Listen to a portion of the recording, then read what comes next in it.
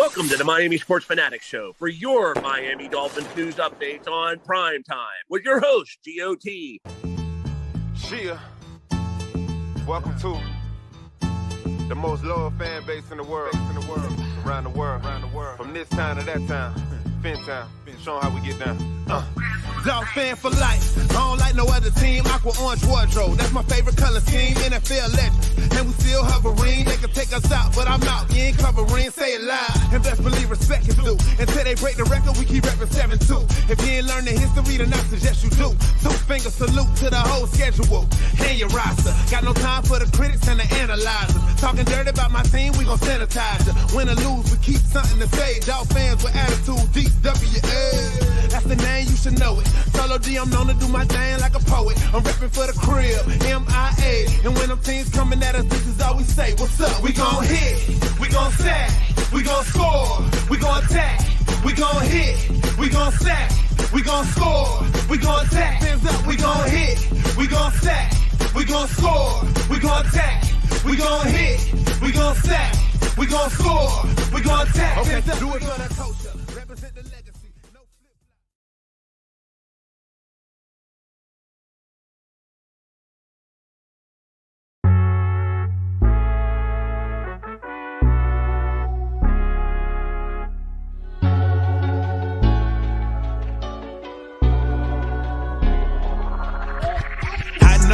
City riding, a little early, it's a bit surprising. Business moves, now we enterprising. Switch it up, now we improvising. Go to get in the winter column. Whole squad been trained to go. Fins for life, we throw the foe. Singing this just to welcome bro. Who that? To a time. Time to grind, time to shine. To a time. To a time. To a time. Time to grind, time to shine. To a time. To a time. My intuition told me this. To trust the coach, he holds the gift. He knowin' when to go with fit. So we knowin' when to switch. This year we got the golden pick. Time to see what that pick bout. Bad vibes get sent out. Only fans up in this house. We been waiting, yeah, we been patient. Now it's time to cash out, no discount. Super Bowl, yeah, we in route. I don't know when, but it's close. I don't wanna overhype, but I just know I like it. So excited, league gon' notice now. You should notarize it. They say tour from that rock. Shout out to Samoa and Islands. Time to lay the smack down. You think he Dwayne Johnson? Time to be the people's champ. Hit him with the people's elbow. Sit together like it's Velcro. You think you could stop us? Hell no. All day I dream about sports. I think I need some Chateau custom with some darkest colors. Just to let them know we here. Yeah. I know the whole city riding. A little early, it's a bit surprising. Business moves, now we enterprising. Switch it up, now we improvising. Go to get in the winter column. Whole squad been trained to go. Fins for life, we throw the foe. Singing this just to welcome bro. Who that? To a time. Time to grind, time to shine. To a time. To a time. Time to grind, time to shine. To a time.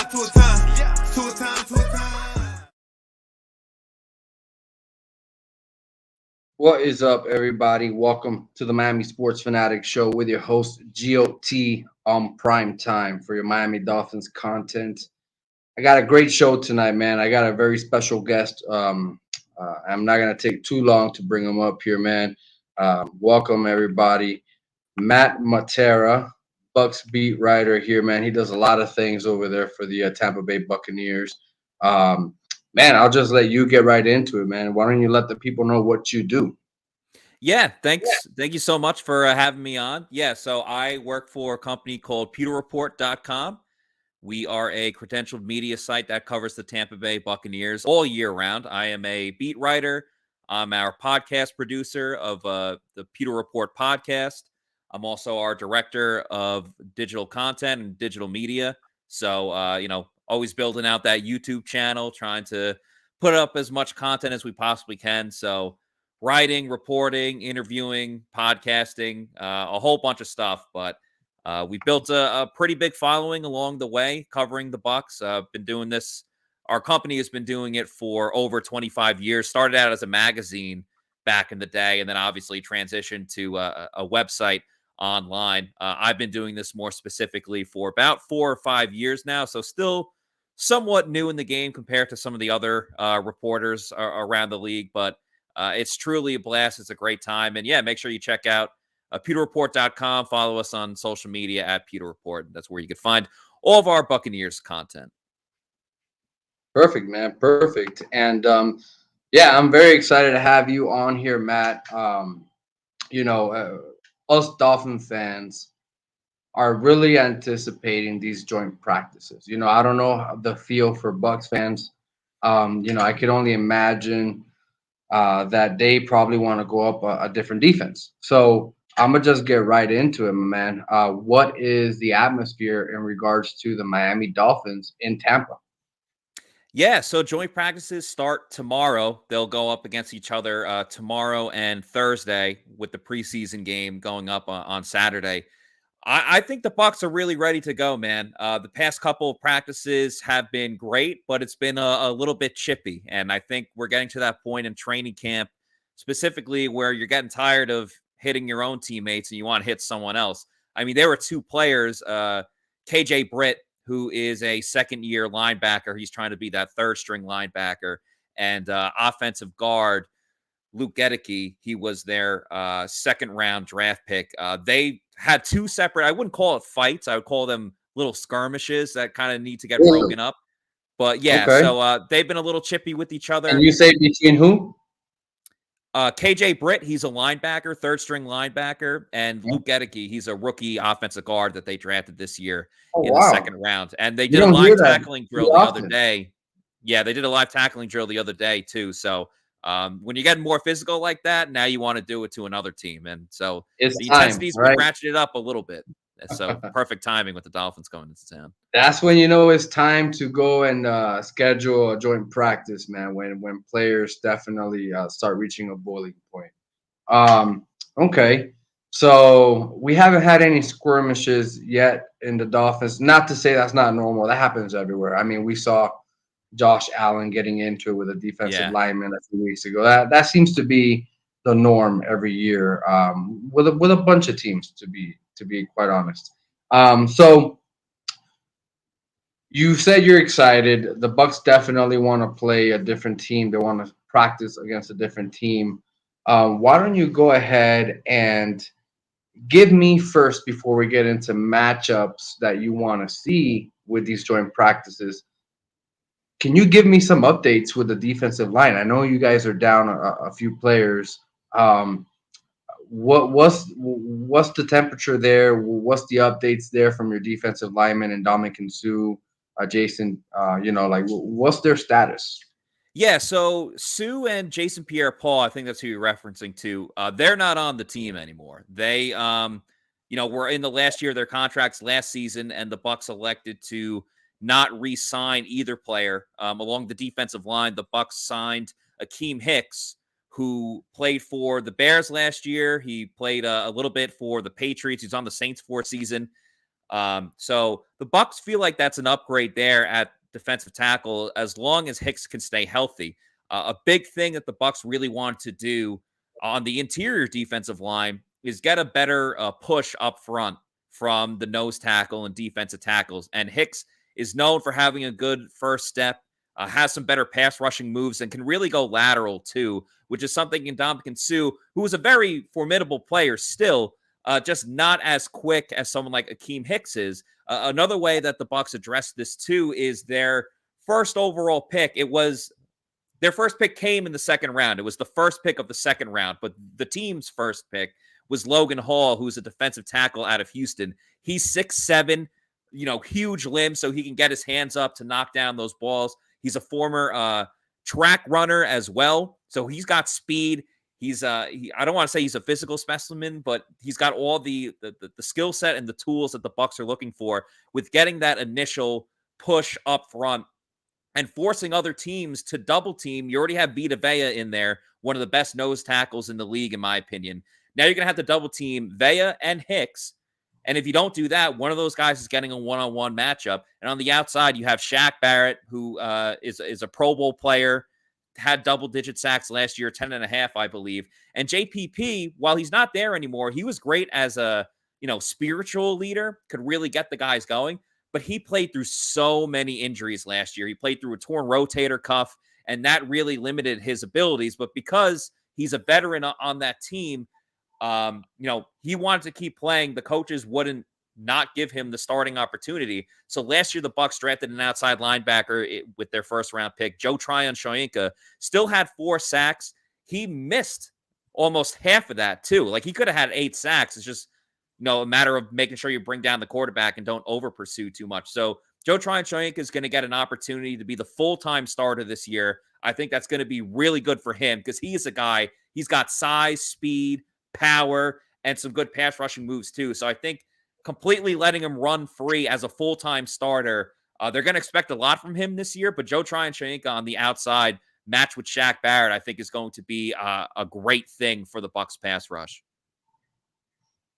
Yeah, man. Hey, definitely a lot to look forward to and some big shoes to fill in, but I'm pretty certain that they could definitely get it done, especially with these rookies nowadays, man. They're coming out way more ready than what they were coming out years before. So let's get right into it. What matchups are you most anticipated with and wanting to see as far as these joint practices? What matchup has you most excited? Well, I think it's got to be the Bucs corners against the Dolphins wide receivers. Obviously, one of the biggest moves in the offseason was Miami trading for Tyreek Hill. And the Bucs obviously have some experience going up against Tyreek when he was a member of the Chiefs. That year that the Bucs won the Super Bowl, they played against the Chiefs in the regular season and then, of course, defeated Kansas City in the Super Bowl to win it at Raymond James Stadium. So I think anytime you have a superstar wide receiver like that, the Bucs' number one cornerback, Carlton Davis, my opinion, is one of the best corners in the league. He needs to get better at interceptions. That's probably the one thing that's stopping him from being an all-pro corner. But it will be interesting because while he can be very physical and he can lock down some guys, he doesn't always work best with the speedy type of wide receivers, which, of course, Tyreek Hill is, and Jalen Waddle, obviously another very talented wide receiver. The Bucs, though, outside of Carlton Davis, their second corner, it was Jamel Dean last season. This year, he's competing for that position with Sean Murphy-Bunting, who was a guy that got injured a lot last year, and he played in the nickel. However, that was kind of a failed experiment, so they're putting him back at outside corner. And I think he still hasn't really been up to par. He's losing a lot of reps and giving up space to, wide receivers 4 and 5. So Dean is one of the guys that has more of the speed that you might even see, line up with Tyreek Hill, even though he's the cornerback too. But I think we'll see the Bucs implement a lot of cover 2, have those 2 safeties deep. So to make sure that Tyreek Hill isn't just going to, fly down the field every single time. But I think anytime you see 2 great wide receivers that you're facing up against, you got to look at the corner matchup against them. So you think, and this is not a slight of any or anything like that, do you feel confident that the cornerbacks can get it done versus Hill and Waddle? I'm confident Carlton Davis can, and I think Todd Bowles' game plan overall is. You also have to factor in whether or not you really believe in Tua as your starting quarterback for the Miami Dolphins, because I think a big key for the Bucs last season is that they were injured a lot in the secondary. So I think having a healthy secondary that's going to make Tua hold on to the ball, and we're talking about joint training camp practices. We're not talking about an actual game, but I think with that, there's no live meeting. Just so the viewers don't get a little misconstrued, joint practices still applies to the same rules. Basically, no live tackling of any sort. No hitting the quarterback. Especially the quarterback, So there's that psychological advantage. However, the ball still comes out and the wide receiver still has to beat that route. So you're confident Carlton could hold his own out there versus Waddle and Tyreek? Absolutely. I think he's one of the best corners in the league. I mean, he's shown in the past he's defended really well against guys like DeAndre Hopkins. He did a great job against Michael Thomas before Michael Thomas went through all of his injuries. He's just a couple of turnovers away from being an all-pro corner, but that's a part of the game that he has to get better at, and we'll see if he does that this year. 100%. 100%. So we got the wide receiver matchups out. Now, what is it that you want the Bucs as a unit, as a team, to gain from these joint practices? Yeah, good question. I think number one overall, especially for the Bucks, is the play of the offensive line. Now, their starting center going into this season was Ryan Jensen, who is one of the best centers in the league. Unfortunately, he got hurt early on in training camp, has not practiced since. It's a knee injury, and for what we've been told, he's seeking a second and third opinion, which isn't really a good thing to begin with. And Todd Bowles even said that he's going to be out for multiple months, they think. So he might be out for the whole season. And, if he's out, that means Robert Hainsey, their second-year center, they drafted him. He played tackle in college. They moved him to a backup guard position. Now he's playing center, and he played a little bit of center last year, like in the preseason. Now he's their full-time center. And, that's a lot of responsibility on a second-year player that didn't start at all last season. He's obviously getting all of those important reps right now. On top of that, you look at the guard positions.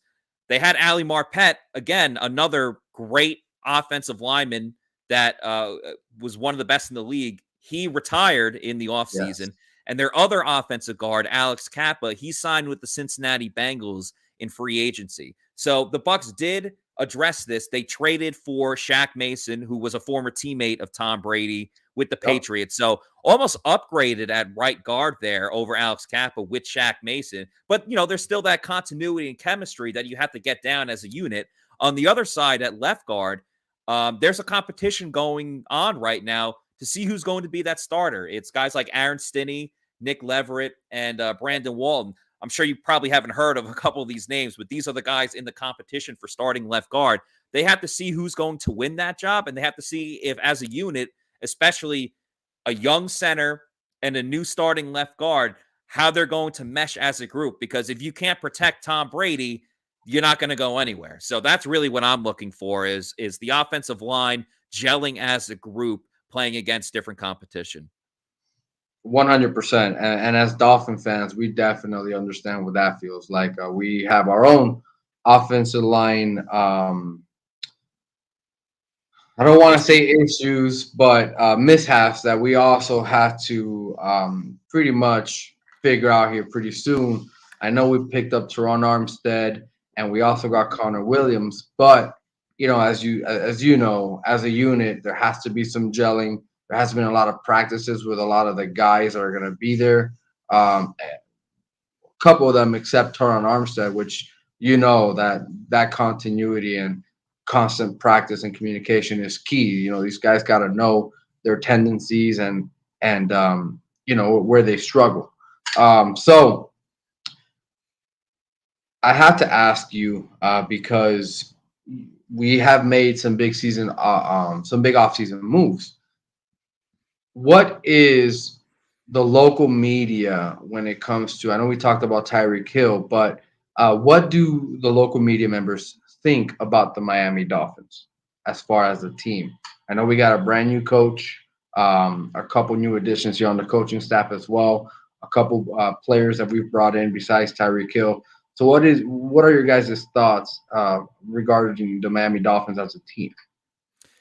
Yeah, I mean, I can really only speak for myself. I wouldn't say there's a ton of conversations that go on about Miami here in Tampa, just for the fact that they're not in the same conference. They played each other last year, but, different team. Like Jacoby Brissett started that game for the Dolphins when they played against the Bucs last season. There's not too much, intertwining between the two teams unless they play each other once every, 3 or 4 years or whatever that may be. I'm optimistic about the Dolphins' new head coach. He obviously seems like a pretty cool guy in some of his, his press conferences, and he comes from a pretty good offensive background. So I think he's going to dial a lot of good things up between the receivers that we talked about.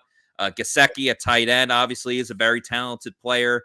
And, of course, the running back room is pretty solid as well. But at the end of the day, in this league, you have to have the quarterback in order to get it done. I don't know if Tua is that guy. He's kind of a player that's been injury prone. I'm a left-hander myself, so I kind of tend to root for the lefties in the league. There's not too many lefty quarterbacks, but there's nothing that I've really seen from Tua that sounds intimidating or anything like that. And then defensively, I thought they were okay last year. Obviously, they came from a defensive coach. I'm not sure how much turnover there was now that they have a new coach in there. But there's obviously a lot of promising stuff on the offensive side of the ball for Miami. It's just whether or not the quarterback can help the team reach that potential. Yeah, 100%. There is a lot of questions, more than answers, especially because of the new regime.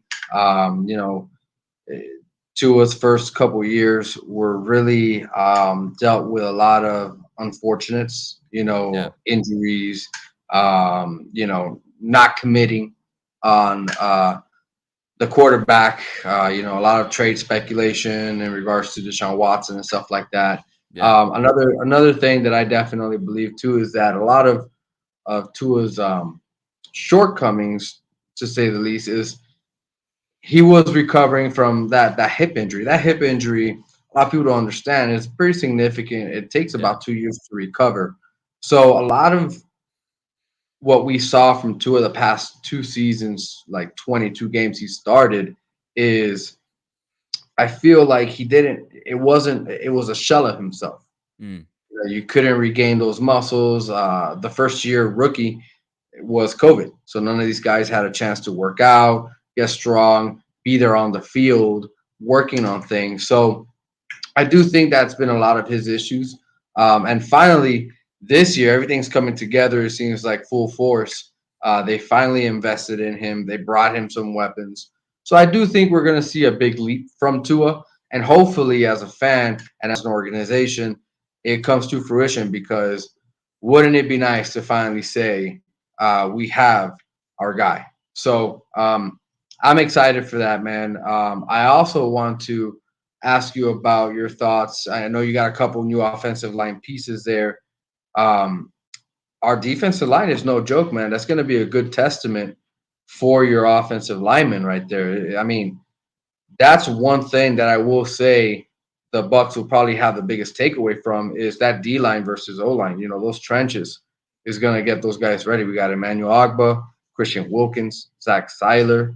I know you probably don't know some of those guys. Jalen Phillips, Raekwon Davis. It's going to be a really big day when it comes to those units. Did Jalen Phillips play at Miami? Yeah. Yeah, okay. I remember during the draft process watching some of his stuff and and doing some reports on him. Yeah, like I said, the interior offensive line for the Bucs, they still need to figure that out. I will say their offensive tackles are as sturdy and steady as it gets. I mean, at right tackle, Tristan Wirfs, he's going to his 3rd year. He's already up there as one of the best offensive tackles in the league. He earned All-Pro last season in just his 2nd year, and I think it's really been incredible what he's been able to do. He was drafted in 2020 in that COVID year, instantly gets put in as as the starting right tackle, had a training camp, but no preseason games or anything like that. So his first career NFL game, he's lining up against the New Orleans Saints, who have a great defense, and obviously held his own on the way to winning a Super Bowl. And then his 2nd season becomes an All-Pro. Donovan Smith is a player that's been around for a little while now. I don't think he gets the recognition that he really deserves. He's an absolute Iron Man out there. Hardly ever misses a game. One of the toughest players on the roster, in my opinion. And he's a guy that, maybe early in his career struggled a little bit in certain aspects, but he just gets better and better each season. And you get him out in space and he just demolishes people when he's trying to create room for for the running back or the wide receiver, whoever has the ball, when he gets out in space. So I feel really confident about the Bucs offensive tackles. The interior line is definitely a question, though. Shaq Mason, I obviously trust. He's a longtime veteran. I think he's going to be good. But Hainsey, again, 2nd year, his first opportunity as a starter at center, and then whoever wins that left guard opportunity. Aaron Stinney was in there during the playoffs when the Bucs won the Super Bowl because Alex Kappa got injured. So he has starting experience, but outside of that, we're talking about guys that have never really started in the NFL. And you have a rookie in there like Gedeke, who a lot of people are very high on. His nickname is the Glass Eater. So anytime you have a nickname like that, you better be able to block hard and crack some skulls when you're in there. So we'll see. I think it's good competition. The tackles I feel great about. the interior line, especially center and left guard, we'll see. I could definitely see a situation where the Dolphins have a little bit of an advantage there. Perfect, man. Well, hey, it is exciting nonetheless, man. I'm excited to hear a lot about these joint practices. Hopefully, we could definitely get some insight from you here in the next couple of days, my man, before game day. I appreciate your time coming out here, kicking it with me, my man. We'll definitely love to do this again. I don't want to take up too much of your time. It was a pleasure having you here. And let everybody know where they could find you before you run out of here, my man. Yeah, absolutely. One other thing I want to say that people should pay attention to is at the wide receiver position for the Bucs. They signed Julio Jones on the first day. They brought in Russell Gage from the Falcons as well. So those guys, obviously, coming into a new system. Russell Gage has looked great. Julio Jones is still kind of bringing along, but I'm interested to see how they look against another opponent. But yeah, thanks again for having me on. You can find me on my social media. My Twitter's at Matty4_Matera. That's Matera. And you can find all of my work and content at PeterReport.com. Our social media is at PeterReport on Twitter and Instagram. Same thing for me on Instagram at Matty_Matera too. Yeah, Twitter, Instagram, Peter Report, PeterReport.com, and our YouTube channel is Peter Report TV. We have the Peter Report podcast that goes 4 times a week on our YouTube channel at 4 p.m. So, yeah, you can check us out there. And thanks again for having me on. Perfect. Yeah, man. Forgot about Julio there for a second, huh? Julio, that's going to be a nice little matchup against our DBs. We don't know the status of Xavier Howard, but I will say it's going to definitely be some much-needed reps for our other cornerbacks on the team. So I'm excited to see what they can do in regards to Julio. Not many people can stop Julio, but it'd be interesting to see for sure, man. Thank you again. Hope you have a good rest of your day, my man. I'll see you here soon. Thanks a lot. Have a good one.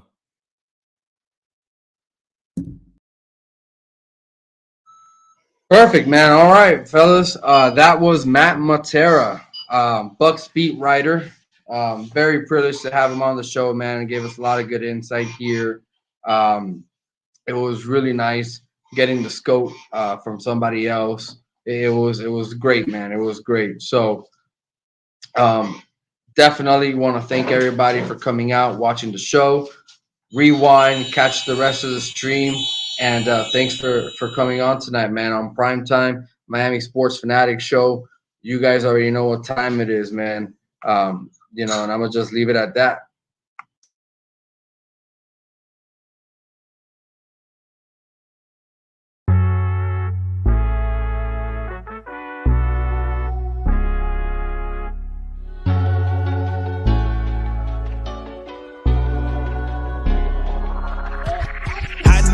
City riding, a little early, it's a bit surprising. Business moves, now we enterprising. Switch it up, now we improvising. Go to get in the winter collar. Whole squad been trained to go. Fins for life, we throw the foe. Singing this just to welcome bro. Two at a time, two at a time. Time to grind, time to shine. Two at a time, two at a time. Two at a time, two at a time. Two at a time, two at a time. Time to grind, time to shine. Two at a time, two at a time. Two at a time, two at a time. My intuition told me this. To trust the coach, he holds the gift. He knowing when to go with fit. So we knowing when to switch. This year we got the golden pick. Time to see what that pick about. Bad vibes get sent out. Only fans up in this house. We been waiting, yeah, we been patient. Now it's time to cash out, no discount. Super Bowl, yeah, we in rock. I don't know when, but it's close. I don't wanna overhype, but I just know I like it. So excited, league gon' notice now. You should notarize it. They say tour from that rock. Shout out to Samoa and Islands. Time to lay the smack down. You think he Dwayne Johnson? Time to be the people's champ. Hit him with the people's elbow. Sit together like it's Velcro. You think you could stop us? Hell no. All day I dream about sports. I think I need some Cheto. Custom with some Dolphins colors. Just to let them know we here. Yeah. I know the whole city riding. A little early, it's a bit surprising. Business moves, now we enterprising. Switch it up, now we improvising. Go to get in the winter collar. Whole squad been trained to go. Fins for life, we throw the foe. Singing this just to welcome bro. Two at a time, two at a time. Time to grind, time to shine. Two at a time, two at a time. Two at a time, two at a time. Two at a time, two at a time. Time to grind, time to shine. Two at a time, two at a time.